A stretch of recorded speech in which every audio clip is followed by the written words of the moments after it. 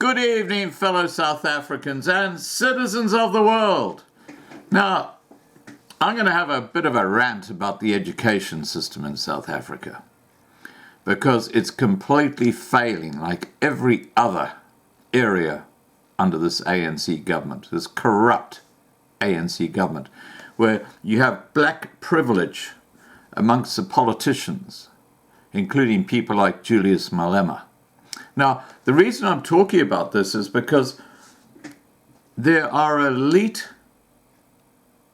schools in South Africa like Hilton College, which I talked about the other day, how some of their land is now being claimed by long-term tenants. Schools like Michael House, schools like Kearsney College, schools like Bishops and St. Anne's, and so I can go on, which are very, very upmarket private high schools, very, very, very expensive. And the education that's provided there has not changed since pre-1994. So the kids are being taught properly by competent teachers. Now, you compare that to the rest of South Africa with the public school system, and it's a complete joke. It's a complete joke. They don't know what they're doing. The standards of pass are just being lowered and lowered and lowered the whole time to try and get enough people actually passing their exams. So what you've got is a whole generation of people leaving the schooling system, going out into the workforce, who are not educated because of the failure of the education system. And on the other side of the coin, you've got these selective private schools where the elite, including all the senior politicians, the ANC, the EFF, and all their mates, they send their kids to those schools because they can afford to, because they're all on the take. Yeah, the whole system is so corrupted. And this chasm between these two groups has nothing to do with race. It's all about those in the know, those who are well politically connected, and the rest. And unfortunately, that's where South Africa's education lies today, is that if you aren't well connected, if you aren't extremely wealthy, if you aren't a high up politician, you'll end up in the also-rans, the public school system. But if you've got the money, your kids can get a great education. Isn't that wonderful? And of course, middle finger to everybody else, they're not interested because they're looking after their own, like they do when it comes to politics. They don't care about the general population, regardless of color. Now, I've had my little bit of a rant. Let me give you some meat to what I've been talking about. Just 8% of the 78,363 progressed students who wrote matric over the last year passed their exams. Just 8%. That's less than 10%. Progressed learners are pupils who were pushed through to matric after failing grade 11 more than once. These pupils were given 2 opportunities to write their papers, once in November and once in June, through a system known as the multiple examination opportunity.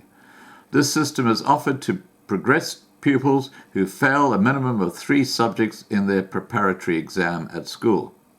Now, while we're just talking about that, I put up a video just yesterday about this school in KwaZulu-Natal where the kids are all on strike because they're not getting enough free money, but on top of that, they now want a smoking break for an hour at the school. And I raised the point that when I went to Michael House, which is a boarding school in KwaZulu-Natal, if you were caught smoking, you were expelled, no questions asked. And here these kids are wanting an hour between 8 a.m. and 9 a.m. every morning to go and, have a drag at school. It's absolutely the whole system in South Africa is completely in collapse when we talk about education, and basically like everything else, but anyway. However, statistics provided to the paper by the Department of Education shows that some pupils did not even complete all their remaining papers in the second set of exams. Of the 88,828 candidates who sat for 3 or more subjects in November, only 78,363 completed the rest of their papers in June. So that's a fallout of about 15% of people who just didn't bother to come back. A total of 260 of the 6,270 learners who passed obtained admission to bachelor studies. And I have to tell you that I have so many reports from people where if you're a white kid and you get 7 straight A's, for example, and you want to become a doctor, they'll knock you back. But going for exactly the same position or qualification in a institution like the University of Cape Town, if you're a black fella and you got like 5 C's and 2 D's, but you kind of just pass through, you get accepted. And there's something clearly very wrong with what's happening there. And I'm just raising that because that is happening right now in South Africa. The white population are being completely ostracized, not just in the workplace, but when it comes to actually, taking their qualifications further.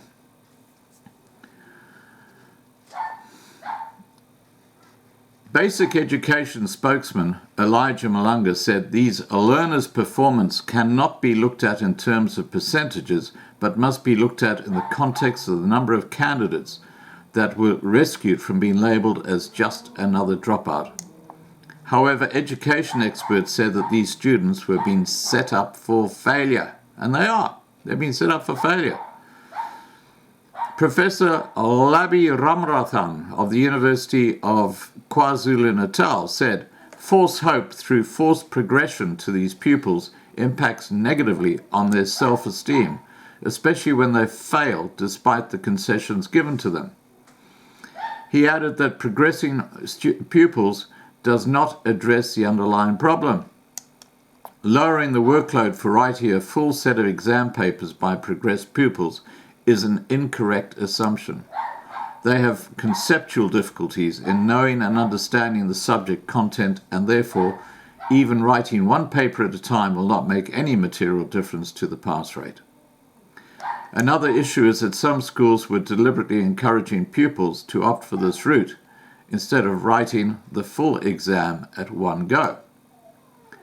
To combat this abuse, in March, the Department of Education announced that it will be scrapping the Multiple Examination Opportunities, or MEOs, from 2020. Originally introduced in 2017, the system allowed struggling matric students to complete their examinations over 2 years. And excuse Bonsai in the background, he's found a cat somewhere. A number of criteria needed to be met before students are allowed to qualify for the multiple examination option, MEO, including the learner writing the exam must be a progressed learner, having completed all his or her SBA requirements in all 7 subjects, have attended school regularly, not absent for more than 20 days without a valid reason. 20 days! Imagine that! That's half a term!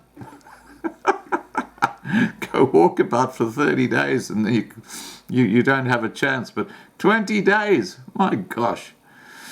Anyway, here's what it is. Have written the preparatory examination or prelims in all subjects, have failed a minimum of 3 subjects, which you go and then rewrite.